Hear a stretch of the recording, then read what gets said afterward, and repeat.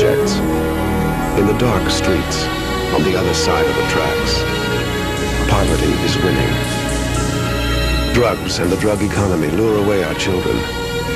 The center has not held. The family has lost control.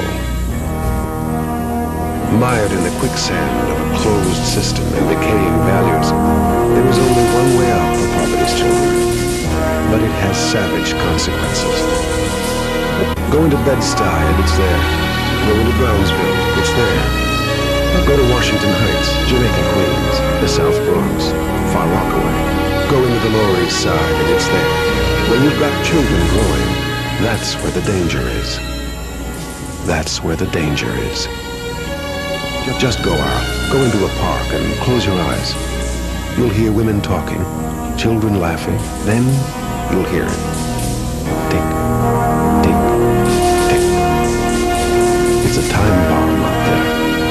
And if people don't wake up, it's going to explode.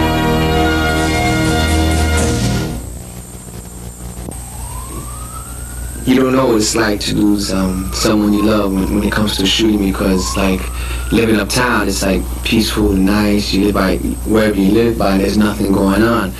But come down to the neighborhood like at least once a week or twice a week, spend the night or two. And when you hear it outside at a certain time, bah, bah, bah, you hear somebody's mother crying, and you get up in the morning, that same kid won't be coming downstairs no more when you run into, because the stray bullet got them. That's how I feel about my mom and dad. Cause they can't hear when guns go off, you know. Being at their death, that's one thing I really do worry about. I don't want to go home, or I don't be told that, your pops got shot, you know, when he was in the park and everybody ran, he just turned around and he didn't hear nothing, you know. And that really scares me. I just hope that when they shoot, they know what they're doing. Cause my mom and dad means a lot. They brought me here, they gave me as much as they can. And I'll be damned if somebody's gonna take that from them too. I'll be damned.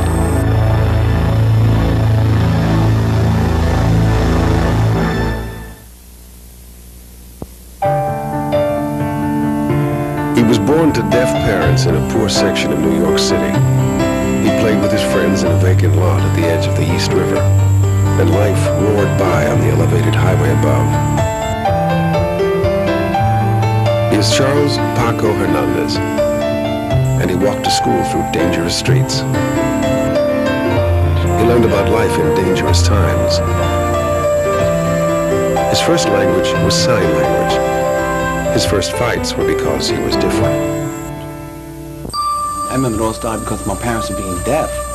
That was the only excuse I understood, because they used to go for my mom and dad. Your mother's a deaf bitch, your mother... Look at your father, look at the way... You know, we didn't have anything. I mean, my mom and dad didn't work, but the kids, my neighbor, they used to... Damn, man, when they poked hard. They poked hard and made me feel it, you know. It was at one time, I'll never forget it. If I was in 6th grade, I was coming downstairs and playing in the park.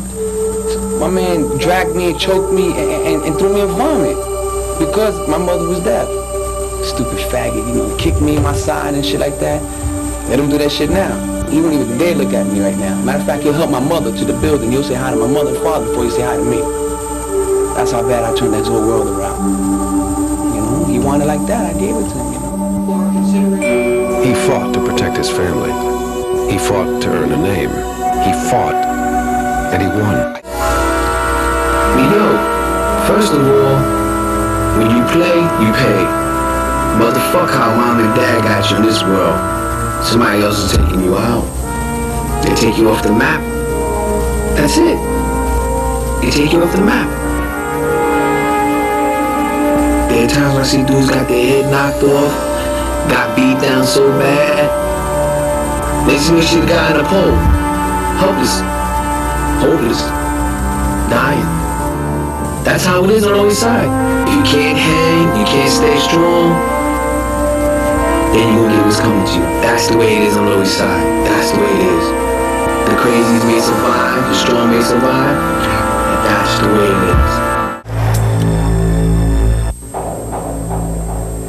Though Paco wasn't immune to the allure of the drug world, he is one of its few survivors. Out of 50 former friends and gang members, only 6 have escaped incarceration or death. Those who remain find the 90s a brave new battleground. In just 10 years, the rules and tools of the game have changed more than any of them expected. 13, 14 years old, we couldn't get a hand on a shotgun, or maybe one single old-fashioned 1892 shotgun, one of them Springfield type stuff, you know, 32s with 4 shots and the cylinder was ready to fall out, you know. And if you got a 25 automatic, it was a lot of money, and then everybody chipped in, everybody had one gun, you know what I'm saying? Yeah, it's true, but right now when you go to the store, you get a 13, 14-year-old kid to buy a pistol. Ain't no pistol, man. I'm talking sub-automatic machine. I'm talking shit that'll knock down a whole terrorist crew. Walter PBKs, Tech 9s, Mac 10, Ingrams, MP95s, you got M95s, you got MP92s, Heckler & Kochs, you know, you got the HK92s, you know, PHK92s that are hot out there in the market. You can get it for about $700 to $1,500. This kid will wait on that corner and direct traffic for that month. When he saves up that money, he will go buy himself a gun now because it's part of the game. It's part of the game. Right. Back in the days, like the gang fought the gang, you know, against a gang to protect our neighborhood. It ain't the neighborhood no more, man. It's the streets now. You have to be out there. There's kids out there, 13, 14, 15 years old, driving BMs, driving cars, because they're taking the biggest risk of their life. Before they're 17, they're either dead or broke or strung out. Because they doing a lot of time. There was a time when the streets engulfed only those actively participating in the drug trade. The advanced technology of weaponry has changed all that. Today, anyone can suffer its wrath. You got kids holding a 38, from right here to here, they'll miss you. That's right. But if you get a Tech 9, you get a Mac 10, you get an Uzi, you get an AK-47, you lock and load that 35, 30-round clip, 50-round clip, do anything you want with it, my man. You're catching somebody. Majority of the time, it's innocent bystanders. That's it. You know, 9 times out of 10, little kids. The good guys will get hit. People that are not even involved. Babies. Children have become the foot soldiers of the drug world. Youths in their early teens roam the streets with automatic weapons and no regard for human life. They lack humanity because they've grown up with none. Their world is a Nintendo nightmare's struggle for survival. Only the guns are real, and the game never stops. Yeah? Motherfuck you. Boom, you start shooting up everybody over there. You start poisoning their drugs. Your man says he likes the idea. My man, you the man. We're gonna give you some cruisers, some more power. They're getting guns, more dope, more shit. More dope, cheaper money. Then when you go against another mob crew, the big people will talk to each other. Oh, you got a problem? Mátalo. Que si muerta. It's an Italian word. Kill them all. Take them all out. Capitalism has a dark side, as seductive as it is cruel. Money is power, and power is everything. The road to success, like the road to riches, starts at the dime. You know, it starts with a dime bag. Let's put it that way. And the reason why I say that is because the other side of the road is quite boring. It's a struggle. It's discrimination.